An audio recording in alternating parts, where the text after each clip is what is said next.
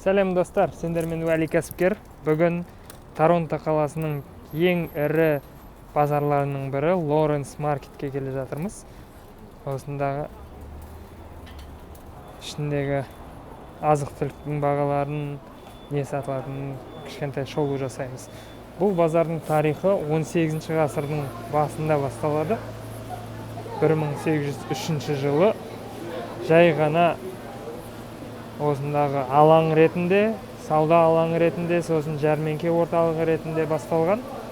Кейіннен бірнеше рет жаңа ғимарат салып, осындай үлкен базарға айналған. Алматыдағы Көк базар, Астанадағы Әсем, Шапағат деген базарларға ұқсас, осындай ғимараттың ішінде орналасқан базар.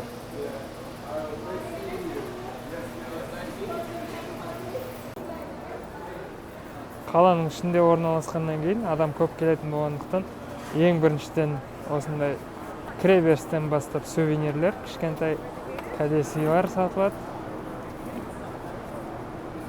Сосын осындай еттен басталады. Еттің деген түрі көп.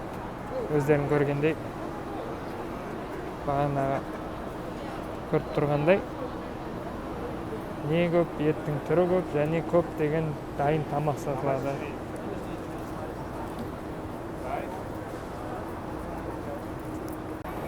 Осындай еттен жасалған шұжықтар, котлеттер, дайын кәуаптар, сан алуан түрлі сиыр еті, шошқаның еті, тауықтың еті бәрі бар. Тіпті қазір көрсетеміз, экзотикалық жануарлардың да еттері бар. Еттен басқа осындай көптеген сүт өнімдері, ірімшіктің түрлері сатылады.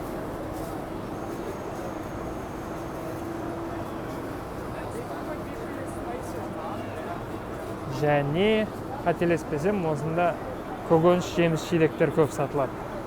Бірақ оларға жетпей тұрып, мына жердегі мысалы дайын тағамдардың асан алуан түрлері бар. Мұздатылған және мынандай дайын тамақ, жасалған дайын тамақтар. Ал мына жерде бағанағы ірімшіктер, бірақ үлкен ірі кесектермен сатылады.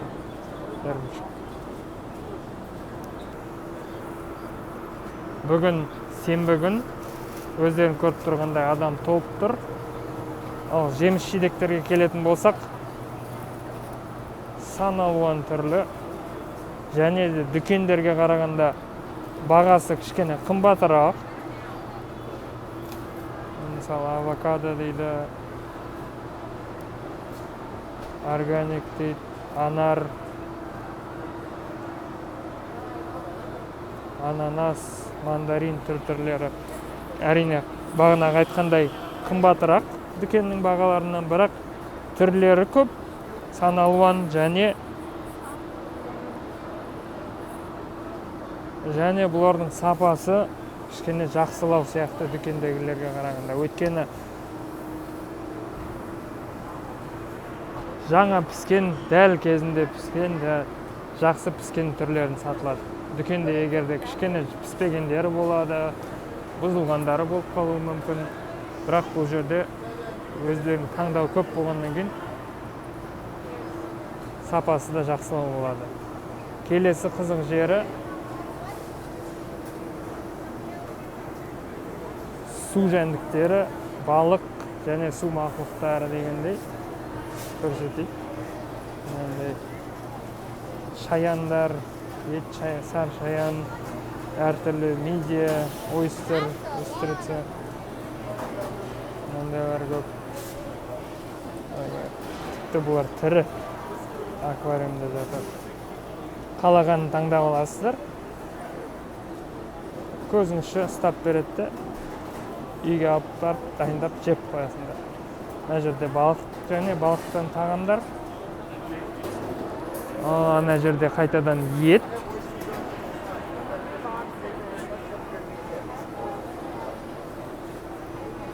Қызыл балықтың түрлері, ақ балықтың түрлері, salmon deyip.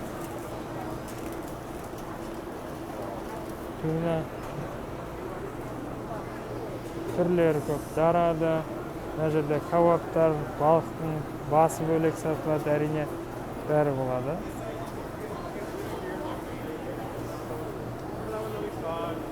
Шаянның аяқтары мұздатылған.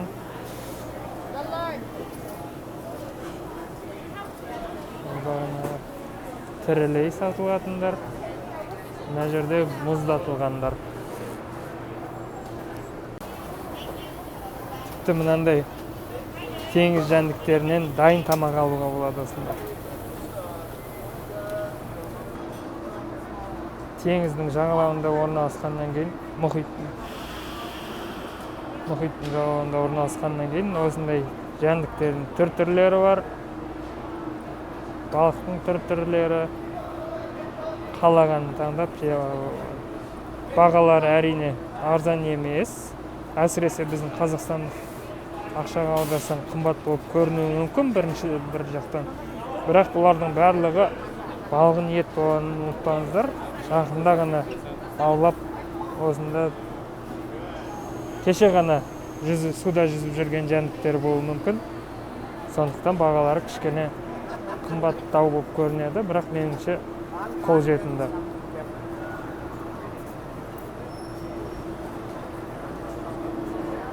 Мынандай дайын тамақтар бар. Маринадталған ет.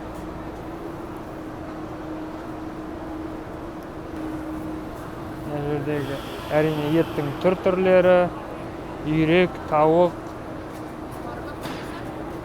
маринадталған кішкентай күрке тауықтар, үндіктер, және де тағы басқа. Бағана ерекше айтып кететін біреулері мына жерде экзотикалық еттер.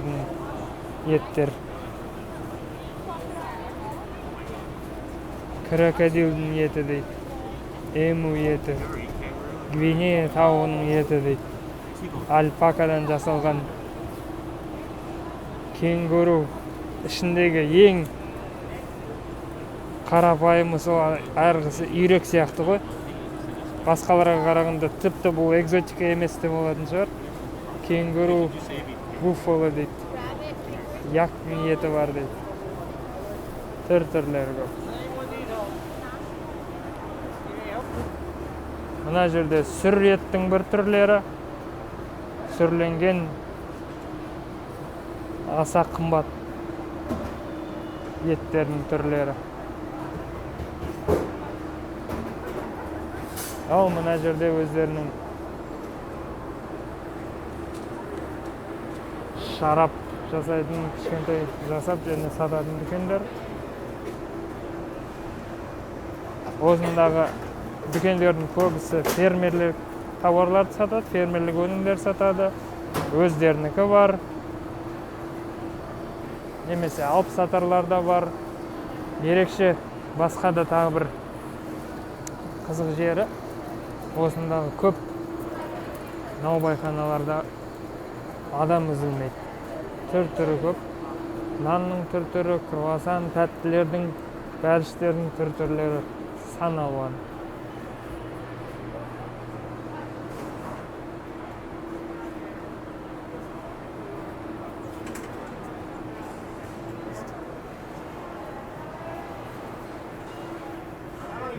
Ірімшіктер қайтадан. Көгерген ірімшік. Аса деликатес болып салына алатын.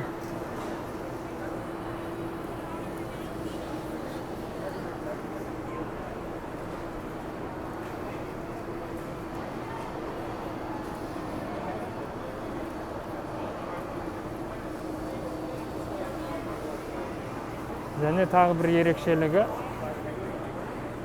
мынандай дайын тамақ сататын кафелер, дәмханалар. Дәл осы жерде кейбір осындағы азық-түліктерден жасап сатады. ерекше, кейбіреулері кәдімгі тамақтар, итальян дәмханалары, басқа да дәмханалар көп. Бағана наубайханалардан басқа осындай кондитерлік өнімдер дүкендері бар, кішкентай ерекше. Көбінесе осылар өздері жұмыс істейді, өздері істейді осы өнімдерді. Үйлерінде дайындап бастаған сатушылардың көбісі ғой. Көбісі осылай бастаған, кішкентай дүңгіршік келіп бастаған, сосын міне мынандай үлкен осындай кезек жинайтын дүкендерге айналған.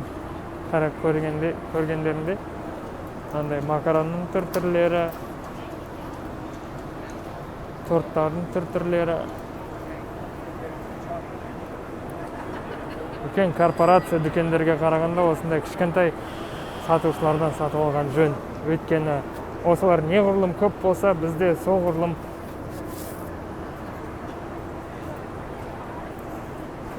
алатын тауарларымыздың түрлері соғұрлым көп болады. Және бағалары да әрине төмендеу болады, қолжетімді болады. Жеміс-жидектердің түрлері көп. Көкөністер, органик, шөптердің түрі сан алуан, қолжетімді. Дүкенге қарағанда бағанағы айтқандай қымбатырақ, бірақ қалағандарыңды тауып алуға болады мына жерде. Және осындай дайын түйінде кесілген, дайындап, ыңғайлы түрде жеуге болатындай дайындап қойған. Қаласаңдар осы жерде бірден шырын жасап сатып алуға болады. Дайындарын сатып алуға болады. Түрлері көп.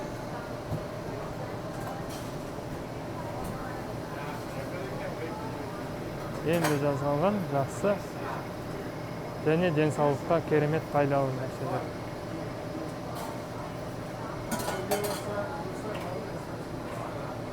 Есімде жоқ, көк базарда, Алматыдағы көк базарда бар ма екен, жоқ деген есімде жоқ. Астанадағы базарларда бұндайды көрмедім.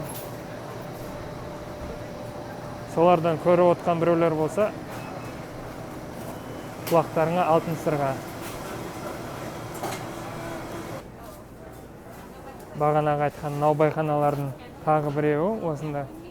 Жоқ, бұл дайын тамақ біздегі асханалардың біреуі сияқты. Бұл соның кезегі. Ал наубайхана мына жақта. Таңертең осында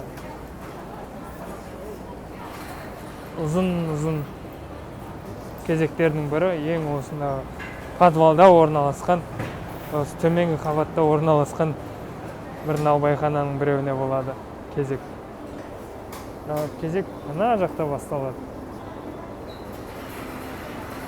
Демек осында жер дәмді, сондықтан қазір біз осы жерден өзімізге бір нәрсе сатып аламыз. Ал сендерге сәлем.